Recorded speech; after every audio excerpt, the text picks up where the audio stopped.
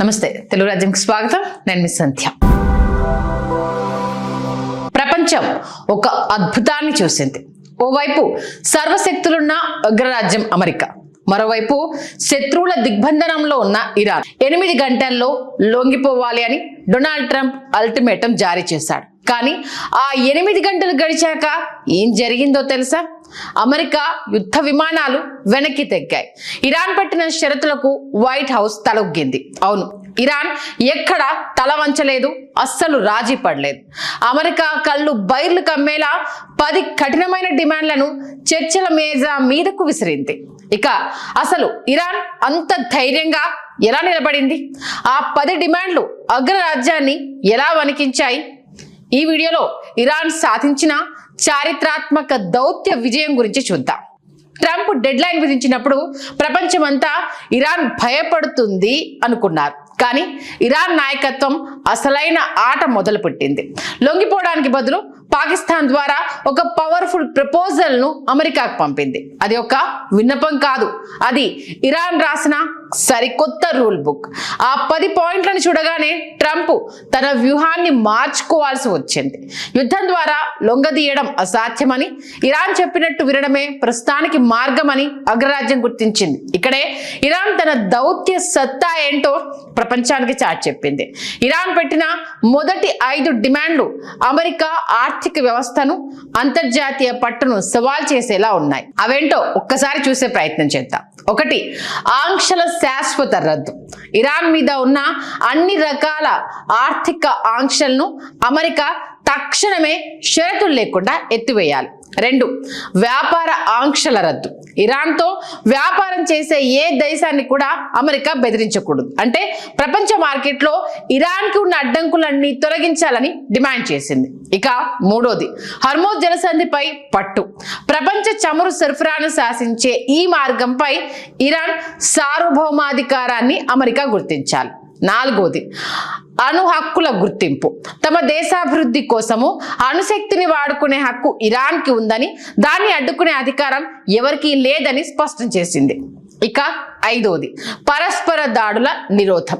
భవిష్యత్తులో ఇరాన్ మీద ఎప్పుడు దాడి చేయబోమని అమెరికా లిఖితపూర్వకంగా హామీ ఇవ్వాలి.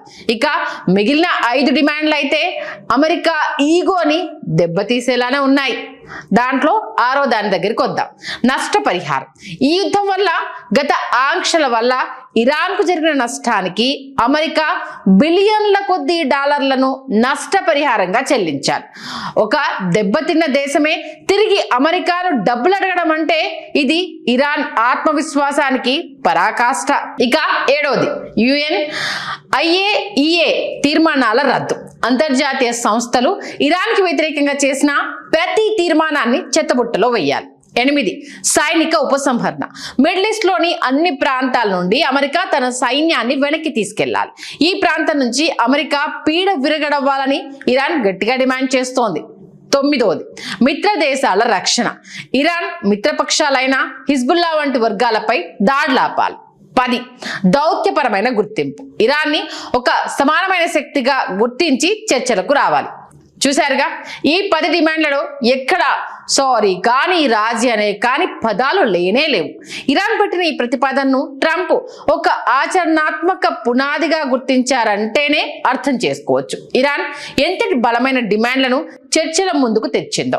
సుప్రీం లీడర్ ముజ్తబా ఖమేనీ కోమాలో ఉన్నాడని ప్రచారం జరుగుతున్నా ఇరాన్ వ్యవస్థ మాత్రం చెక్కు చెదరలేదు. ఇస్లామాబాద్ చర్చల్లో ఇరాన్ తన పంతం నెగ్గించుకుంటేనే అగ్రరాజ్యాన్ని చర్చల మేజా మీదకు తీసుకురాగలిగింది. ఇది ఖచ్చితంగా ఇరాన్ సాధించిన చారిత్రాత్మక దౌత్య విజయం. అయితే ఇక్కడ టర్నింగ్ పాయింట్ ఏంటంటే, గతంలో ఎన్నడూ లేని విధంగా ఇరాన్ పెట్టిన ఈ కఠినమైన షరతులను అమెరికా అధ్యక్ష యంత్రాంగం తోసిపుచ్చకపోవడం. సాక్షాత్తు డొనాల్డ్ ట్రంప్ ఈ 10 అంశాల ప్రతిపాదనను చర్చలకు సరైన పునాదిని ప్రకటించడమే కాకుండా తక్షణమే కాల్పుల విరమణకు గ్రీన్ సిగ్నల్ ఇచ్చేశారు. అంటే అగ్రరాజ్యం అమెరికా ఇరాన్ సత్తాను గుర్తించి వారి డిమాండ్లపై చర్చించడానికి మానసికంగా సిద్ధమైందని స్పష్టమవుతోంది. ఇది ఇరాన్ దౌత్య చరిత్రలో ఒక అజేయమైన ఘట్టం. రాజకీయ విశ్లేషకుల అంచనా ప్రకారం అమెరికా ఈ డిమాండ్లలోని కీలక అంశాలకు, ముఖ్యంగా ఆర్థిక ఆంక్షల సడలింపు, దాడుల నిలిపివేతకు అంగీకరించే అవకాశాలు మెండుగా ఉన్నాయి. ఎందుకంటే యుద్ధం కొనసాగితే అమెరికాకు జరిగే నష్టం కంటే చర్చల ద్వారా ఈ 10 అంశాలను పరిష్కరించుకోవడమే శ్రేయస్కరమని వైట్ హౌస్ భావిస్తోంది. తలవంచని ఇరాన్ ధైర్యం ముందు అగ్రరాజ్యం తన మొండి పట్టును వదిలి రాజీ మార్గంలోకి అడుగుపెట్టడం అంతర్జాతీయ రాజకీయాల్లో ఇరాన్ సాధించిన మెగా సక్సెస్.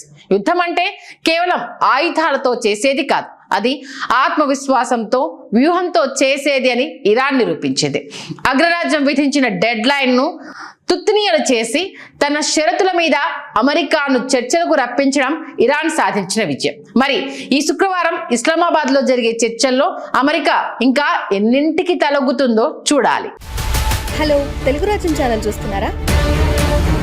సామాజిక, రాజకీయ, జీవన చిత్రణే తెలుగు రాజ్యం. అతిశయోక్తులు, అసత్యాలు ఉండవు. రాజకీయ కోణం కాదు, ప్రజా కోణమే కొలబద్ద. తెలుగు రాజ్యం వీక్షణ మీ ఉత్తమ అభిరుచికి నిదర్శనం.